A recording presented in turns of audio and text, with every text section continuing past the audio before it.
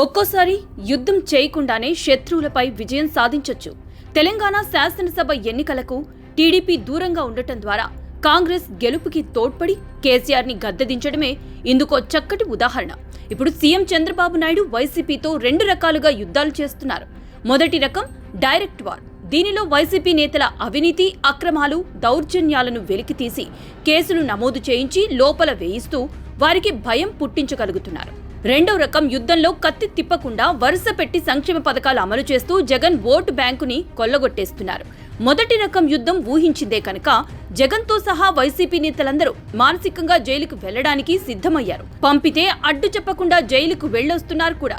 తద్వారా తాము చంద్రబాబు నాయుడు రాజకీయ కక్ష సాధింపుల బాధితులమని చెప్పుకునే వెసులుబాటు ఉండనే ఉంది. కానీ సీఎం చంద్రబాబు నాయుడు చేస్తున్న ఈ రెండో రకం యుద్ధంలో జరిగే నష్టమే అపారం అని జగన్ కాస్త ఆలస్యంగా గ్రహించారు. గత 5 ఏళ్లలో తాను చేసిన ఆర్థిక విధ్వంసంతో చంద్రబాబు నాయుడు అధికారంలోకి వచ్చినా ఒక్క పథకం కూడా అమలు చేయలేరనే జగన్ గట్టి నమ్మకంతో ఉండేవారు.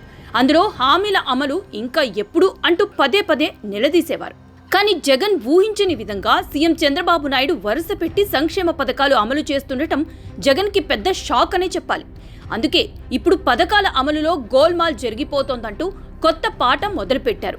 సంక్షేమ పథకాల పేరుతో చంద్రబాబు నాయుడిని రాజకీయంగా బ్లాక్మెయిల్ చేయాలని జగన్ అనుకుంటే సరిగ్గా వాటితోనే జగన్ని రాజకీయంగా హైజాక్ చేశారని చెప్పొచ్చు. ఒకవేళ నిజంగానే పథకాల డబ్బు లబ్ధిదారులకు అందకపోతే అప్పుడు వారే రోడ్లపైకొచ్చి నిలదీస్తారు కదా. కనుక లబ్ధిదారులను మోసం చేస్తే చంద్రబాబు నాయుడు ఇమేజ్, కూటమి ప్రభుత్వ ప్రతిష్ట దెబ్బతింటుంది కదా.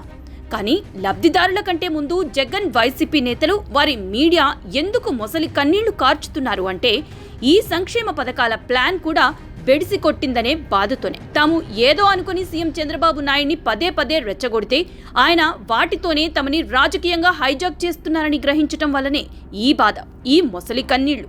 చంద్రబాబు నాయుడుతో యుద్ధం చేద్దామని, చేస్తే అరెస్ట్ చేసి జైల్లో పెడితే ప్రజల సానుభూతి పొందవచ్చని జగన్ ఆశపడ్డారు. కానీ ఆయన యుద్ధం చేయకుండా సంక్షేమ పథకాలతో ఇలా కంకు దెబ్బలు కొడుతుంటే జగన్కి బాధ కలగకుండా ఉంటుందా? మొత్తం మీద ఒకవైపు రాష్ట్రాన్ని అభివృద్ధి పదంలో నడిపిస్తూనే మరోవైపు సంక్షేమ కార్యక్రమాలని కూడా గతంలో కంటే మిన్నగా అమలు చేస్తూ జగన్కి కంటి మీద కునుకు లేకుండా చేస్తున్నాడు చంద్రబాబు.